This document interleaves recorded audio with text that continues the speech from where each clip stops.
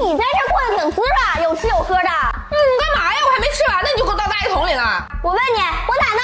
我把她赶回老家了。是马上过年了，你把她赶回老家干什么？她天天咳嗽，啥好事都让她咳嗽跑了，那走两步就喘，她啥活都干不了。我不让她回老家，我留着她干什么呀？你是不是早就想把我奶给赶走了？你等这一天等了很久了吧？不是你小兔崽子怎么说话呢？我说的不对啊，我终于长大了，不用奶奶带了，你好找个理由给她赶出去，这就是典型的卸磨杀驴。你这孩子怎么说话这么难听啊？你把事儿都做得难看了，还怕我说的难听啊？你什么你？奶奶为咱们家操了多少心，操劳了多少个日日夜夜，最后不还是换来被你抢进出门的下场吗？她年纪那么大了，身体又不好，那天天咳嗽吵得我都睡不着觉。她咳嗽，你不会带她去医院看病啊？上医院看不花钱呀。我把她赶回老家，眼不见心不烦，那多好啊！欣欣，妈告诉你啊，你以后长大了结婚也得这么做，记住了吗？好，我知道了。等我奶奶结婚之后，第一件事情就是把你给赶出去。你敢啊？我白养你这么多年了。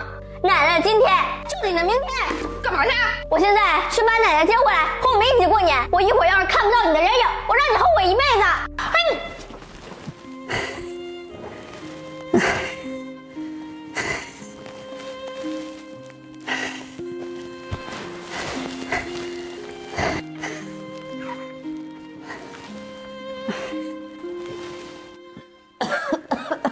奶奶，哎呀，我的大孙女，可想死奶奶喽！奶奶，我们这次回来是接你回我们家过年的。奶奶年纪大了，身体不好，总咳嗽，走两步吧，就直喘，奶奶就不折腾了。妈，这大过年的，咱们不一起团圆呢？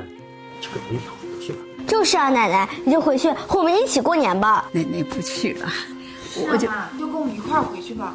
我，